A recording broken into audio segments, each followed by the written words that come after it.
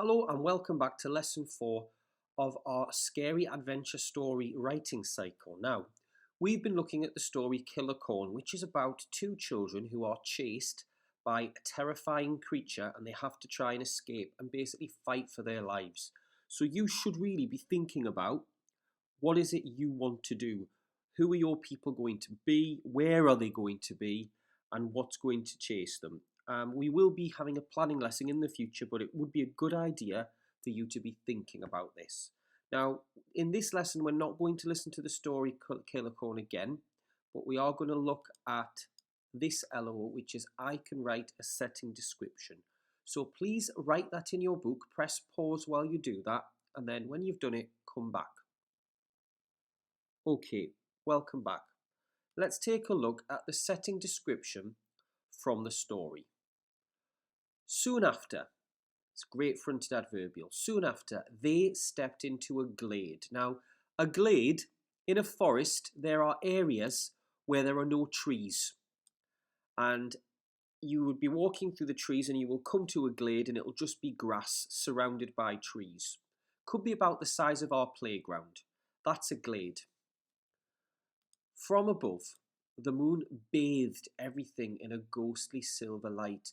You often hear this expression in stories. Bathe usually means that you have a bath. But if the moon bathed somewhere in light, it just means that the moon shone the light on, but it's a nice way of saying it. We don't use it for the sun, only with the moon. And I like the use of ghostly, a ghostly silver light.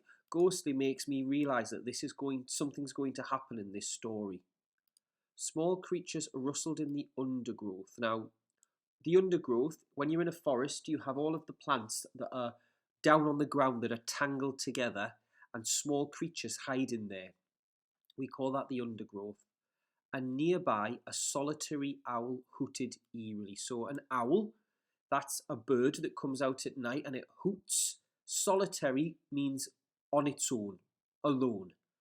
Eerily means spookily. In fact, the word we could easily change the word eerily for spookily. Like fairy Spitfires, we looked at this yesterday. So remember, a Spitfire was a plane from World War II, and it says furry because it's talking about bats. So it's telling us that the bats are up in the sky, swooping around like the planes from World War II. Like fairy Spitfires, bats swooped and swerved as they hunted nocturnal insects. Nocturnal means insects that come out at night. Moths are nocturnal insects. Squeaking in delight. In delight means they're enjoying it.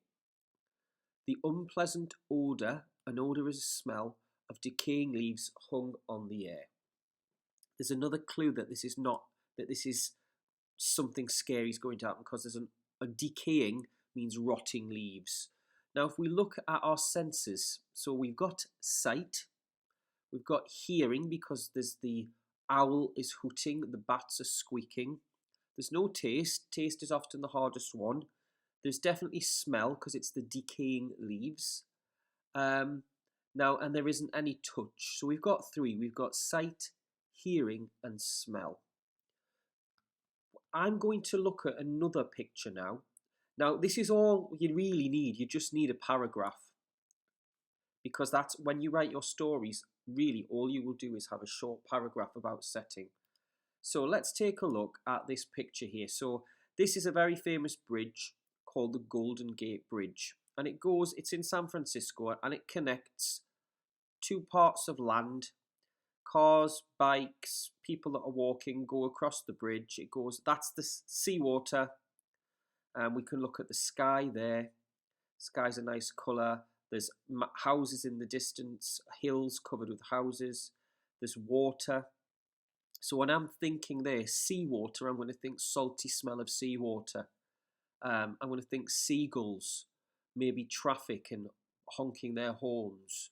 And the sight, you've got all of that. So I'll have a look at how we could write this. So if we start with something like above, the sky was a mixture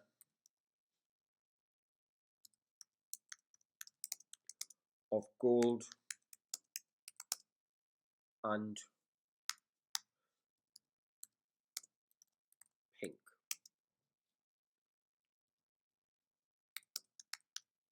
So let's take a look at that sentence. I've got a fronted adverbial.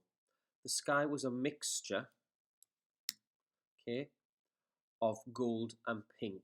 I think I could improve that. The sky was a stunning combination of gold.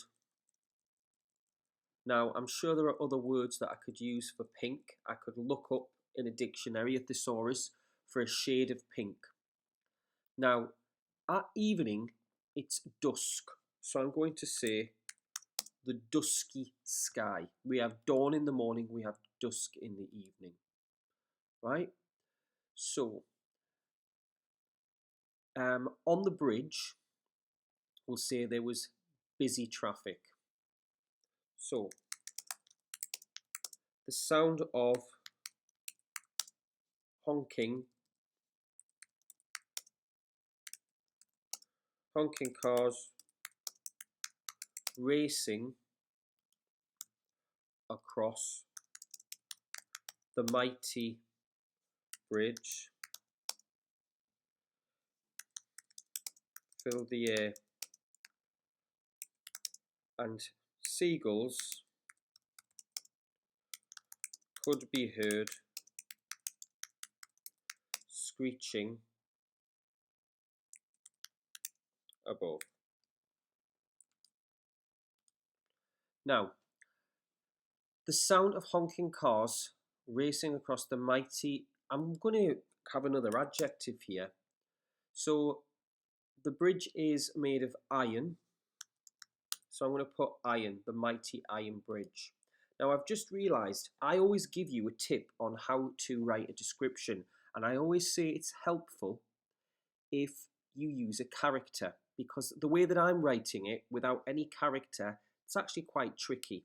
Okay, so I'm going to come up with a name. I think one of our stories, the name Ryan is popping in my head. I think that's from one of our previous stories. Ryan heard the sound of honking cars racing across the mighty iron bridge,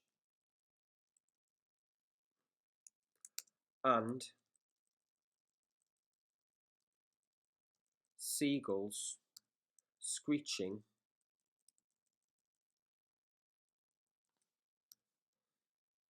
in the clouds above.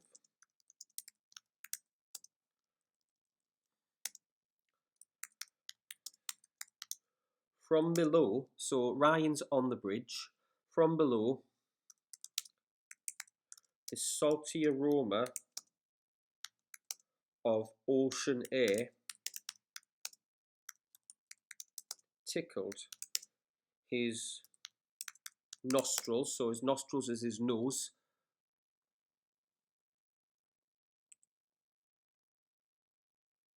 Let's see what we've got so far. Above, the dusky sky was a stunning combination of gold and pink. Ryan heard the sound of honking cars racing across the mighty iron bridge and seagulls screeching in the clouds above. Now, I've got above and above. I think we'll just have in the clouds. From below, the salty aroma of ocean air tickles his nostrils. So far, we've got sight, we've got sound, and we've got smell. And I think we'll have one more sentence.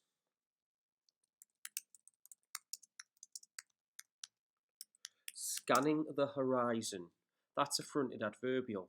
When you're scanning the horizon is the distance. You're looking with your eyes. He spotted houses dotted amongst the distant hills. One last time, let's take a look at this together. Above, the dusky sky was a stunning combination of gold and pink. Ryan heard the sound of honking cars racing across the mighty iron bridge and seagulls screeching in the clouds. From below, the salty aroma of ocean air tickled his nostrils.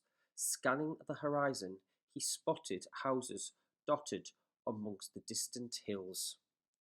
So there we have a paragraph describing that picture. So you can see how I've done it. I've used some senses, 3 senses, and I've also tried to use fronted adverbials, interesting adjectives, and when I've got 2 adjectives, I've got a comma. I might actually finish that off with a simile, like a child's Lego town, and I think Lego has a capital L. Yeah, so it looks like the houses, because they're so far away, it looks like a child's Lego town. Right then, so let's take a look. You're going to write your description about this. I've left the best photograph for you. So we can see here there is mist, there is a stream, right? There is a tiny house. You could call that a shack, or I would call it a shack actually, because it's made of wood, like an old cottage. There are mountains. There is huge trees standing in the background. Mist. I bet the river is gurgling. You can put things in there that you can't see. Maybe there would be a wolf howling in the distance, or you could have bats. What's the cold air like on your character's skin? So think about those things. Remember, have a character and have what it's like for them. It makes it much easier. So that's what you are going to be doing. We're looking just for a paragraph. So depending on the size of your handwriting, between maybe 5 and 7 lines. I can't wait to read what you've done, and I will be back with the next lesson, lesson 5, tomorrow.